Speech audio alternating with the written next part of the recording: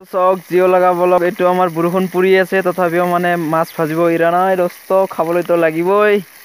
বিলাহীকেইটা কাট চাওক চাওক চাকু চাওক আনছা নে নাই চাওক।